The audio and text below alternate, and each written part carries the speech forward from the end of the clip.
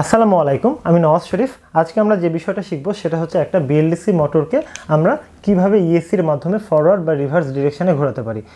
এখন কিছু কিছু ইএসসি সাপোর্ট করে যে সিগন্যালের মাধ্যমে ফরওয়ার্ড রিভার্স আপনি করতে পারবেন, কিন্তু সাধারণ যে ইএসসিগুলো সেগুলো সাপোর্ট করবে না। অর্থাৎ আপনাকে যেটা করতে হবে, এই তিনটা তার যে আপনি কানেক্ট করবেন এর মধ্যেকার যে কোনো দুইটা তার যদি আপনি এক্সচেঞ্জ করে লাগান তাহলে ফরওয়ার্ড থেকে রিভার্সে ঘুরবে।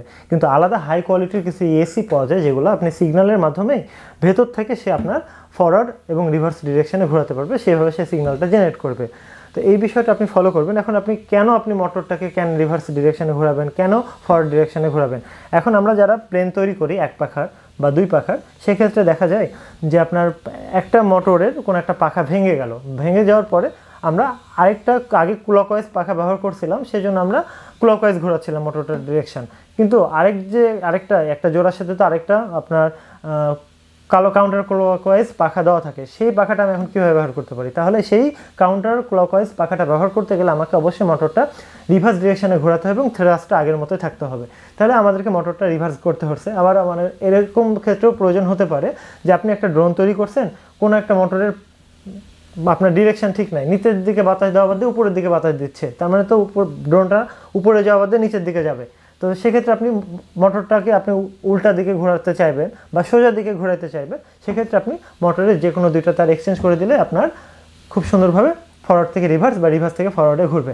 আর মনে রাখবেন, যখন আপনি বিএলডিসি মোটর বা ইএসসি ব্যবহার করবেন অবশ্যই চেষ্টা করবেন বুলেট কানেক্টর ব্যবহার করা অথবা কানেক্টর ব্যবহার করা, অর্থাৎ যেন আপনার বারবার জয়েন করতে না হয়। জাস্ট কানেক্ট করে দিলেন, কাজ করছে। আবার কোথাও ভুল হয়েছে, স্লটটা খুলে আবার এক্সচেঞ্জ করে দিলেন, কাজ করবে।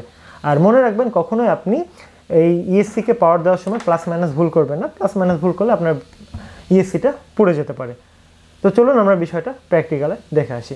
আজকে আমরা যে বিষয়টা দেখাবো, সে মোটরটাকে আমরা কীভাবে ফরওয়ার্ডে ঘোরাবো বা কীভাবে রিভার্সে ঘোরাবো এবং পাখাটা কীভাবে কানেক্ট করে আমরা থ্রাস্টটা চেক করতে পারি, এটা আমরা জাস্ট আইডিয়া নিব। হ্যাঁ, তো বিষয়টা ঠিক এরকম দেখেন, খুবই সহজ। এর আগে আমরা করেছি, জাস্ট আমরা যে কোনো দুইটা তার যদি আমরা এক্সচেঞ্জ করে লাগাই তাহলে মোটরটা ফরওয়ার্ড থেকে রিভার্সে ঘুরবে। এখন যে পাখাগুলো হয় এগুলো ক্লকওয়াইজেরও হতে পারে, কাউন্টার ক্লকওয়াইজেরও হতে পারে। এখন পাখাটা খেয়াল করে দেখেন, আমার কাছে দুইটা পাখা, দুইটার ব্লেডের গঠন কিন্তু আলাদা। অর্থাৎ একটা হচ্ছে এই দিক থেকে নিচের দিকে নেমে গেছে, একটা হচ্ছে এই দিক থেকে নিচের দিকে নেমে গেছে। অর্থাৎ এটা হচ্ছে আমার ঘড়ির কাঁটার দিকে ঘুরলে বাতাসটা উপরের দিকে দেবে এটা। আর যদি এটা এই ঘড়ির কাঁটার বিপরীত দিকে ঘুরে তাহলে বাতাসটা নিচের দিকে ঘুরবে। কিন্তু এই পাখাটা তার উল্টা, অর্থাৎ এটা হচ্ছে আমার ঘড়ির কাঁটার বিপরীত দিকে যদি ঘুরে তাহলে বাতাসটা উপরের দিকে দেবে, ঘড়ির কাঁটার দিকে যদি ঘুরে, যেভাবে যদি ঘুরে তাহলে বাতাসটা নিচের দিকে দেবে। ফরওয়ার্ড রিভার্স শেখানোর আগে গুরুত্বপূর্ণ কথাটা অবশ্যই মনে রাখবেন, সেটা হচ্ছে আপনি যদি মোটরটাকে চেক করতে চান বা ফরওয়ার্ড রিভার্সে ঘোরাতে চান, অবশ্যই এসিটা কানেক্ট করে আপনি ঘোরানোর চেষ্টা করবেন। কিন্তু পাখা না লাগিয়ে আপনি ফুল স্পিড দেবেন না। ফুল স্পিড দিলে আপনার এসিটা জ্বলে যেতে পারে, এটা কখনোই করবেন না। সেক্ষেত্রে আপনার দেখা যাচ্ছে মোটরের ব্যাক ইএমএফ বেশি হবে, আরপিএম বেশি হবে, সেক্ষেত্রে এসিটা সহ্য না করতে পারে। ঠিক আছে, সেজন্য অবশ্যই ফলো করবেন। তো আমরা যেটা করব, প্রথমে আমরা এই যে ইএসিটা এভাবে কানেক্ট করে দিব, তিনটা পিনের সাথে তিনটা পিন কানেক্ট করে দিব।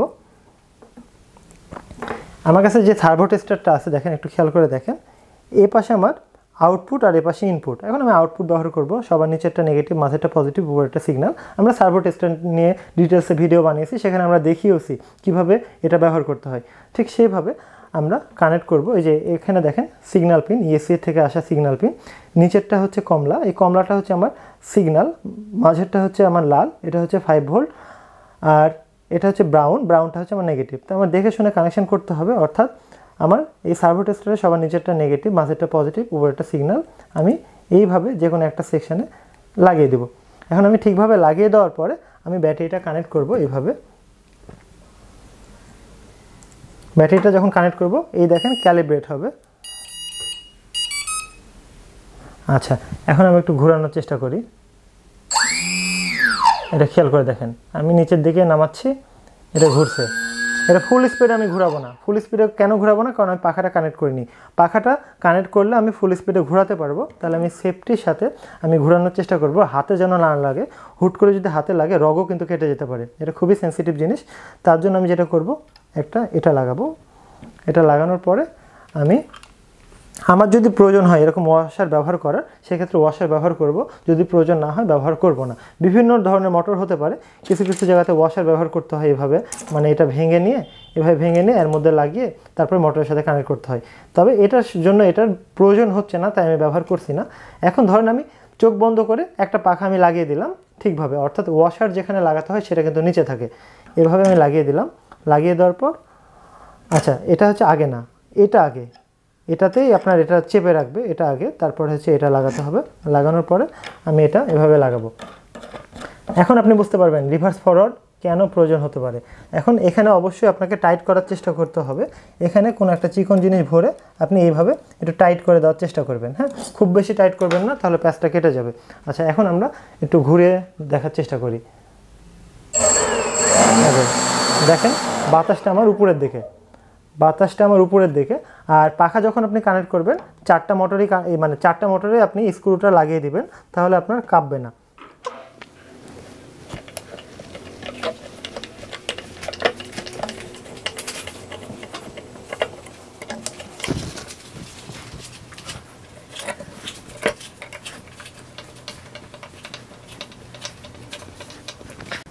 এখন একটু খেয়াল করে দেখেন, আমি এই যে একটু করে ঘোরাবো, কি সুন্দরভাবে ঘুরছে। বাতাস দেখেন, বাতাস কিন্তু আমার উপরের দিকে। এখন আমি চাচ্ছি যে না, বাতাস নিচের দিকে করব, তাহলে কি করব, যে কোনো দুইটা তার আমি এক্সচেঞ্জ করে দেবো, এইভাবে এক্সচেঞ্জ করে দেব। এখন আমার বাতাস নিচের দিকে আসবে। এই যে বাতাস এখন আমি নিচের দিকে আসছে, আমি এটা দেখতে পাচ্ছি, এই যে টেনে নিচ্ছে, দেখেন টেনে নিচ্ছে। এটা আমাদের প্রয়োজনের উপরে ডিপেন্ড করে, আমাদেরকে এক্সচেঞ্জ করতে হবে। আবারও দেখাই, যদি মনে করেন এবার আমি এটার সাথে এটা চেঞ্জ করব, তাও হবে যে এটা খুললাম, যে এটাও খুললাম, এটা খুলে এটার সাথে লাগিয়ে দিলাম, দিয়ে এটার সাথে লাগালাম। এবার যে ডিরেকশানে ঘুরছিল তার অপোজিট ডিরেকশানে ঘুরবে। এবার দেখেন বাতাসে উপরের দিকে দিচ্ছে, দেখেন এটা খুবই গুরুত্বপূর্ণ তথ্য ছিল। এখন আমি ফুল স্পিডে দিতে পারি, কোনো সমস্যা নেই। তবে ফুল স্পিডে যদি আপনি দিতে চান, সেক্ষেত্রে অবশ্যই আপনাকে খেয়াল রাখতে হবে ব্যাটারিটার সেল ভোল্টেজ যেন নেমে না যায়। ব্যাটারিটা ফুল চার্জ করে আপনি লং টাইম ধরে ব্যবহার করতে পারেন। আচ্ছা, এবার আমরা ফুল স্পিড দিই।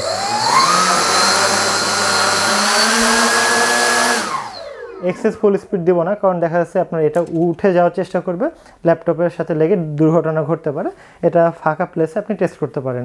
যদি মনে করেন আপনি থ্রাস্ট চেক করবেন, একটা দাড়িপাল্লা কিনে আনবেন ছোট, ওটাতে আপনি এভাবে স্ক্রু দিয়ে লাগিয়ে আপনি থ্রাস্টটা চেক করতে পারেন। তবে খুবই সেফটি নিয়ে কাজ করার চেষ্টা করবেন, একটু ভুল হলে অনেক বড় ধরনের দুর্ঘটনা ঘটতে পারে। আমরা খুব সুন্দরভাবে প্র্যাকটিক্যালে দেখে আসলাম কীভাবে মোটরটাকে ফরওয়ার্ড থেকে রিভার্স বা রিভার্স থেকে ফরওয়ার্ডে আমরা ঘোরাতে পারি। আমরা আরও জেনে আসলাম, সেটা হচ্ছে মোটরকে যখন আমরা টেস্ট করব, তখন আমরা যদি মোটরের সাথে পাখা না লাগাই, আমরা ফুল স্পিডে আমরা থ্রোটল দিব না বা ফুল স্পিডে ঘোরাবো না। ফুল স্পিডে ঘোরালে মোটরটা প্রচুর পরিমাণে স্পিডে ঘুরবে, প্রচুর পরিমাণে ব্যাক ইএমএফ তৈরি করবে, সেক্ষেত্রে আপনার এসিটা জ্বলে যেতে পারে। সেক্ষেত্রে আপনি চেষ্টা করবেন যে সাইজের মোটর আছে ওই সাইজের মোটরের রিকমেন্ডেশন অনুসারে পাখাটা কানেক্ট করে তারপরে টেস্ট করা। আর পাখাটা যখন টেস্ট করবেন, পাখাটা কানেক্ট করে প্রচণ্ড জোরে ঘুরতে পারে, আপনার হাতের রগও কেটে যেতে পারে পাখা ঘুরতে গিয়ে। তো সেক্ষেত্রে আপনারা একটা কাঠ নেবেন, কাঠের সাথে স্ক্রু মেরে মোটরটা ফিক্স করে নেবেন, তারপরে সেটার সাথে প্রোপেলার লাগিয়ে আপনি খুব সিকিউরিটির সাথে আপনি এই জিনিসটা করবেন, মানে সেফের সাথে কাজটা করবেন, যেন আপনার কোনো দুর্ঘটনা না ঘটে, আপনার এসিটা যেন ভালো থাকে এবং আপনার মোটরটাও যেন ভালো থাকে। এই বিষয়গুলো যদি আপনি ফলো করে কাজগুলো করেন, আপনি লং টাইম কাজ করতে পারবেন, তাহলে আপনার বিভিন্ন সমস্যার সমাধান অনায়াসে হয়ে যাবে। এই ধরনের পার্টসপাতি যাদের প্রয়োজন, আরসি আইটেম হোক বা ড্রোনের আইটেম হোক বা ইলেকট্রনিক্স আইটেম হোক, গোটা বাংলাদেশ আমাদের হোম ডেলিভারি পর্যায়ে ডেলিভারি হয়। তার পাশাপাশি আমাদের আইপিএস ম্যানুফ্যাকচার হয়। এই আইপিএসগুলো যদি কারো প্রয়োজন হয়ে থাকে আমাদের কাছ থেকে নিতে পারেন। আপনারা জেনে থাকবেন মিস্টার আরডিনো এমন এক ধরনের কোম্পানি যারা সম্পূর্ণ ফ্রি এডুকেশন সিস্টেম জেনারেট করার চেষ্টা করে। আমাদের প্রত্যেকটা কোর্স আমাদের ইউটিউবে ফ্রি, আমাদের লাইফ টাইম প্রত্যেকটা কোর্স ফ্রি থাকবে। যতটুকু সম্ভব নিজেকে গড়ে তুলুন, সামনে এগোতে থাকুন, থেমে থাকবেন না। যতই মানুষ বাধা দিক, যতই মানুষ ডিমোটিভেট করুক, আপনি নিজে কিছু করার চেষ্টা করেন, ভালো কিছু হবে। আপনার স্বপ্নই একদিন আপনার স্বপ্নের আলো তৈরি করবে। আমি এতক্ষণ কথা বলছিলাম নওয়াজ শরীফ। ভালো থাকবেন, প্রিয় মানুষগুলোর খেয়াল রাখবেন। ধন্যবাদ।